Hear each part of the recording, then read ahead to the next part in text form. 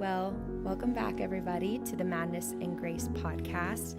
Just me and Matt again here today.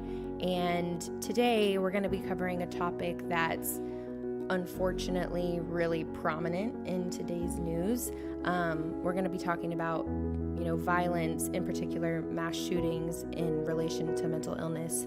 But before we get started, Matt, how's it going? How are you doing? It's going all right. I was excited about talking about this, not because I particularly like to talk about this, but just because it's such a hot topic and, everybody is talking about it. There's a lot of misinformation out there. There's a lot of misunderstandings of what these are. There's a lot of, kind of apples and oranges comparison because, one mass shooting or mass attack is not necessarily the same as another one or necessarily even related, just depending on what the event was, where it was, who it was, those types of things. So I thought I'd kick us off today by asking you a question, which we don't do nearly enough. And, as a young 20-something-year-old woman in this world where, we have a lot of violence, these mass shootings are increasing. You see them in schools, you see them in employees shooting their colleagues, you see churches. What are your thoughts on that? How do you feel? How does that change your daily life, or does it? What are your friends saying about these kind of things? It's tough. We talked about a lot about social media in the last episode and how it can be really overwhelming and everything that you see. Everyone is blaming something else because of these things. A lot of people want to blame it on mental health issues. People want to blame it on gun reform. It's just a lot of pointing fingers at different things. And for me, as a young woman in this country, I just don't know exactly where to find the answers to fix something like the things that are happening right now.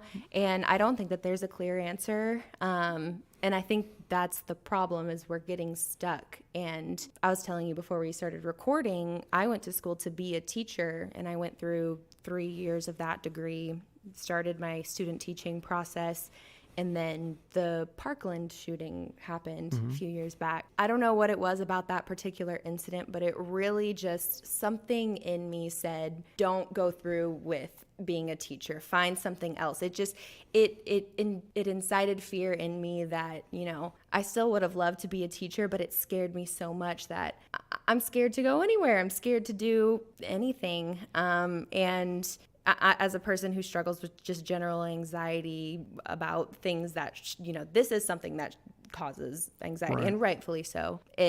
For me, I'm just scared, to be honest. Right. That's and I think a lot of people are. The simplest way to put it is I'm just scared. I want answers to fix the problem. Right. But it seems like these things happen, and then 3 months go by with nothing happening, and then everyone just kind of moves on and no sort of change happens. So that's probably the most frustrating thing. And it's just, the question of what do we do? How do we fix it? Right. And certainly we don't have a lot of confidence, unfortunately, in our leaders, because they tend to try to politicize this or turn it into something else as opposed to actually trying to protect children or protect innocent individuals. I mean, it's... the reality is a lot of research has been done around this. The FBI and the Secret Service have done a lot of work. In fact, I have here in front of me a report that just came out January of this year, which is the Secret Service most recent study of about 4 years worth of mass attacks. And this one, they didn't just do people who used a gun. So there were 173 perpetrators in those 4 years, and then they looked at the characteristics of those individuals and what happened. So some of the things we talk about today, I'll mention that. But the reality is nobody's talking about real data. Yeah. Nobody's talking about how do we protect people. They immediately try to politicize it in some way, or people just kind of stick their head. I think you're right to some extent what you said there, and we really kind of become numb to it in a frightening way. Right. The reality is, at the end of the day, these types of things do not happen with anywhere close to the kind of prevalence that they happen in this country anywhere else in the world. Right. There are certainly examples in a lot of different countries of individuals doing these things, but we're talking maybe once or twice in a decade. Yep. Whereas, we're sitting here today, and we just a few weeks ago had this horrible shooting in Nashville at this small Christian school, and now, less than 2 weeks later, we have a shooting in a bank in Louisville, Kentucky, and there is a real contagion when it comes to these things. If you look at the data, the likelihood that a second mass shooting will occur within 2 weeks is very high. Wow. And Parkland, you mentioned that happened in a very short period of time afterwards. We had Santa Fe. Yeah. And so that, there's a role that the media plays in this kind of, I wouldn't say that they kind of celebrate the person, but they certainly celebrate the event to some extent because of the just overwhelming coverage. And if you're a distressed individual out there who feels like they've been wronged, and you're looking to kind of strike back, this is your opportunity to perhaps, make a name for yourself and kind of hurt those that you think have hurt you. And I think the media has a significant role to play in that. Well, Matt, I have a few questions for you that kind of tie into how mental health is related. I see a lot of times that, certain people will say, this is a mental health issue. It's not a gun issue. It's a mental health issue. Right. But then we try to pass laws to get mental health reform in schools and in different places, and then they don't pass. So quite confusing. And I just wanted to share a quote I found from Dr. Ira Glick at Stanford University School of Medicine. This quote is in reference to a study done on the correlation between mental illness and mass shootings. It says, without losing sight of the larger perspective that most who are violent are not mentally ill, and most of the mentally ill are not violent, our message is that mental health providers, lawyers, and the public should be made aware that some unmedicated or untreated patients do pose an increased threat of violence. In your opinion, Matt, what drives a mentally ill person to commit something so heinous like this? And obviously it probably varies from person to person, but Right. just in your opinion. Yeah, and it's a difficult thing, as the quote says, to really talk about this, because the reality is the vast majority of there's 58 million individuals in the United States with a mental illness. The vast majority never commit any kind of violent act. In fact, they're actually more likely, on average, to be the victims Right. of violence, because they're more likely to be taken advantage of. But there are a subset. In this report that I just mentioned from the Secret Service, in these 173 individuals that were involved in a mass attack, 58% of them had a mental health problem at the time of their, of this attack that they perpetrated. And obviously, in most instances, it was not being effectively managed. That's the whole point. Yeah. And the two most common mental health problems here were depression and a psychosis. And really, if you just look at those two alone, what you have is in psychosis is the easiest to understand. Yeah. Because, this is an individual who is delusional, a person who may be hallucinating. So they've lost connection with reality. And so they may have, delusions of, persecution. They feel that people are going to harm them. Or, I've treated clients that had, injured or killed other people because they believed that person was going to harm them. So if you believed that, there's some government conspiracy to harm you or something, or you have to strike out and try to stop that, or make some kind of a message to them. Right. That's a little more easy, I think, for people to understand. But that was a much smaller subset of the more of them had depression. And I think what we're seeing, it's not that these things didn't exist in the past. I mean, a lot of times the first, what's thought of as the first mass shooting occurred in 1966. That was the year I was born, and there were even ones before that. And certainly if you think about it in a broader sense and you don't include just shootings, you include bombings or, arson or things like that. And they've gone back, for a long time. Yeah. The reality of what we're seeing is a dramatic increase in the prevalence. What I would suggest is that because we're seeing so many of these individuals who have depression, who are striking out, these are individuals that in the past would have committed suicide. And in a sense, they are committing suicide. This is a suicidal act. Yeah. The most of these individuals, it's the death by cop kind of thing. And Right. so, what they're doing is they have adopted, or they believe, or they've internalized some conspiracy theory, extremist kind of hate ideology or something, where they're blaming somebody else for the distress that they're having. And you see that, for instance, in this young individual who just harmed these children at the school in Nashville. Nashville, she's striking out at them. And when you see them striking out at schools or at churches, then they're trying to strike out at the most innocent to have the biggest impact, but with the thought that they will also die in the event. And in the past, before we had things like social media or 24-hour news things and stuff like that, where people are constantly exposed to all kind of garbage, and they can be radicalized or be connected to these groups that have hate ideology or conspiracy theories. These individuals would focus their aggression on themselves, and they would die by suicide in an attempt to stop their pain. Yeah. But now they're able to focus that out. And I think, and again, where I mentioned earlier, I think the media plays a role in that, because the media kind of celebrates these events, not necessarily by saying they're a good thing, but by the amount of coverage that you see. And then that person sees that and thinks, well, this is my opportunity.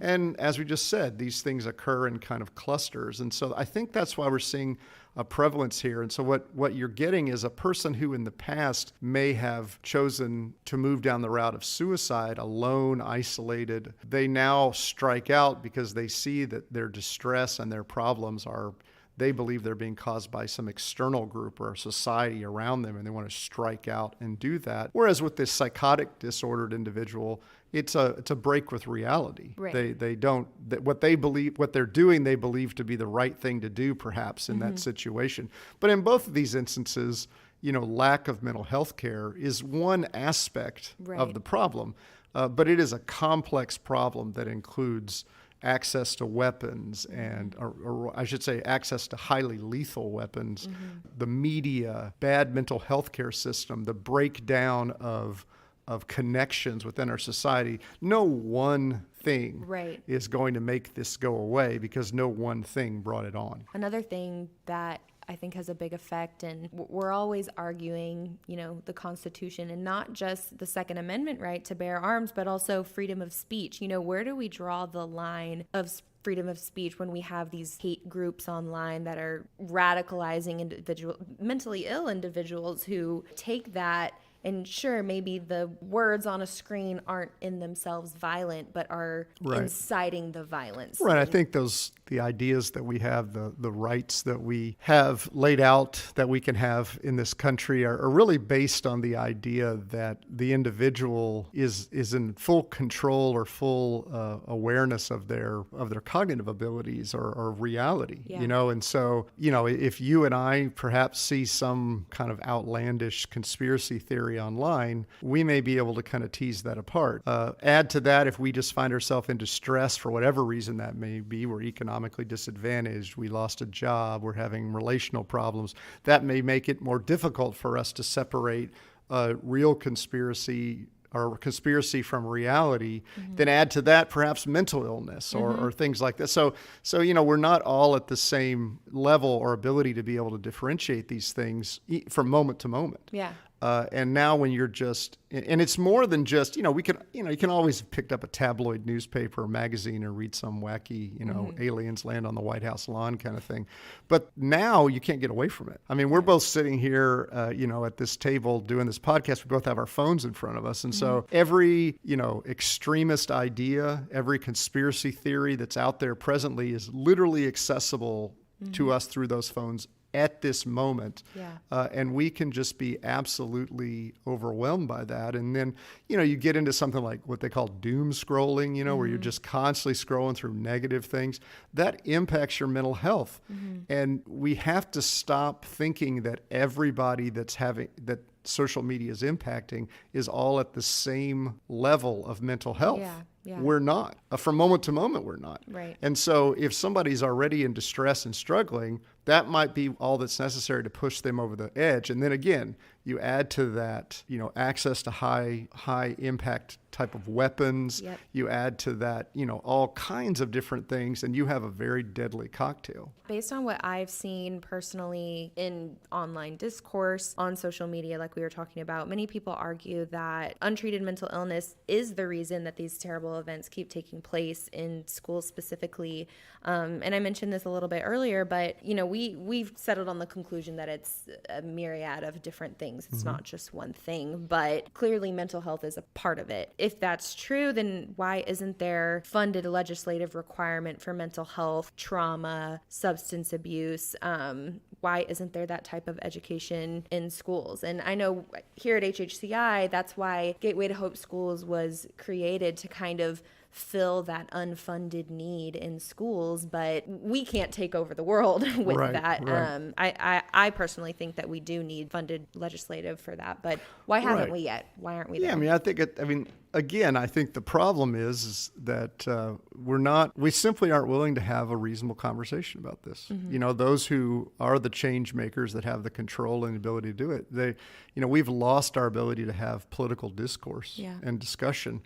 And it's disturbing. You're absolutely right. We need more, and schools would be great, but we need more access to mental health care, period. Everyone. In the United States today, a majority of people with mental health problems never receive any treatment at all. Yeah. And so that fact by itself, I mean, let's just play a hypothetical mind game here for a minute. We've been hearing, at least from one side, well, this is all mental health. And we've been hearing that for decades now. Right. Okay. Well, nothing's changed. I mean, and we've had a 37% increase in suicide rates in the last 2 decades. We have mental health numbers that right now that are so bad, we've never seen anything like it. Yet less than 50% of individuals with mental health problems have ever received any treatment, no matter how much money we've spent. And so we're not doing a good job on that front. So it's disturbing. I mean, a lot of state legislatures have mandated that teachers and administrators in schools be trained on how to recognize mental health problems. And that's where we've been involved. But, part of the problem there is if you train people how to recognize mental health care problems and they don't have anywhere to send the children. Right. Another component of this is the kind of the breakdown of the family, family dysfunction, family conflict, economic issues. I mean, for every 1% increase in the unemployment rate, you see a 1.6% increase in the suicide rate. Wow. So, I mean, all of this stuff is so interconnected, but, we don't, we're not focusing on, say, limiting or minimizing stress and distress in individuals.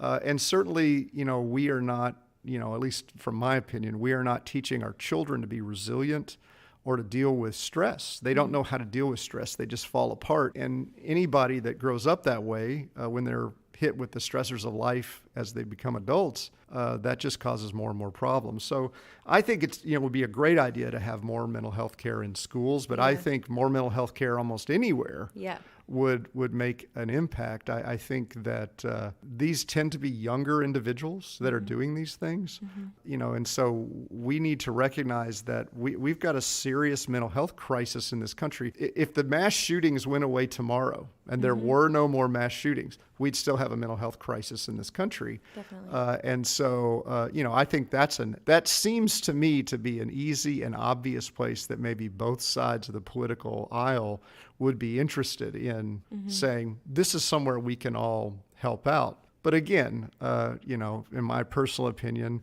I hear a lot more argument on people trying to keep their power than I hear people worried about trying to keep kids in school from getting shot. What's more important? Yeah, and that's on both sides of the aisle. Definitely. I mean, find myself to be a particularly kind of non-political person.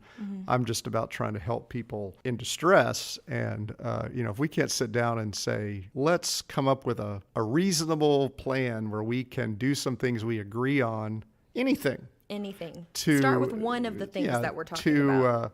To try to reduce some of these things. And certainly affluent country, highly developed Western country, a majority of people with mental health problems should have access to mental health care. Matt, I feel like a lot of times, I say violent people, but people who would commit something like this, they tend to show concerning signs before they go and do something drastic like this, shoot up a school, shoot up their workplace, whether it's posting ominous messages on social media, isolating themselves from others. In your opinion, what are some signs people should look out for in individuals that they think could pose a violent threat to others? Well, I think that first off, we don't have to wonder. I mean, these reports are done. These studies have been done, and even this study that I have right here from the Secret Service, almost 50% of the individuals in this study did have some kind of change, be that a personality or behavioral change.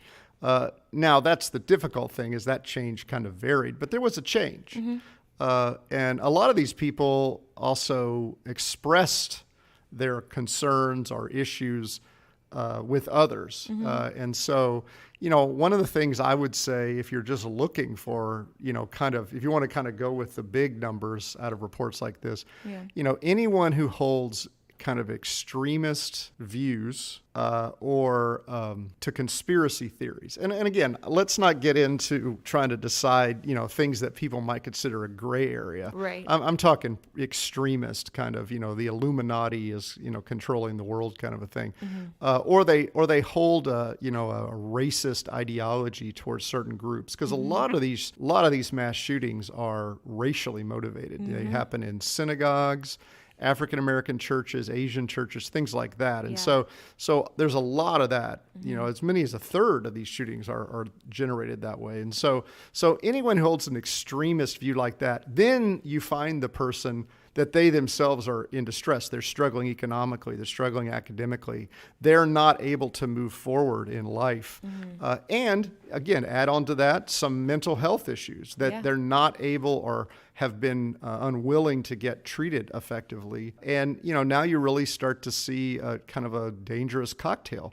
Add to that easy access to deadly weapons, and so they had, this person in Nashville, she had multiple firearms that she'd purchased legally. Right. And you mentioned earlier about, kind of gun reform, or you hear a lot of times things like try to keep the guns out of these people's hands. There are laws on the books that, people with certain mental health problems aren't allowed to purchase weapons and stuff like that. But like you said, most people go untreated, undiagnosed. Right. So, and so that, those are kind of meaningless. If you don't, a law that you put in place that can't be policed is meaningless. Totally. And so, we've got to think about that. And so, you're looking at kind of a multiplicity of different factors here. But those, what I would say is this: if you see someone in distress, whether you think they might shoot up a school or not, we should assist them. You should help them get to care. Yeah. The best thing we can do to prevent these things in the future as individuals is to make sure that we have solid relationships with one another in our circles, that we're talking with one another through problems, that we are learning good coping skills with stress and things like that, so that when the tough times come, we're able to kind of weather those tough times. Every one of these individuals did this in a particularly difficult time. There was like a kind of a triggering event, like a death of a family member, loss of a job, academic issue, things like that. These didn't just happen in a vacuum. You don't just wake up on Thursday morning, everything's great, and you decide to go shoot up a church. Right. I think that we have become extremely disconnected as a society. We are isolated from one another. Social media has made that way worse. We now, we're desperately searching for identity and connection.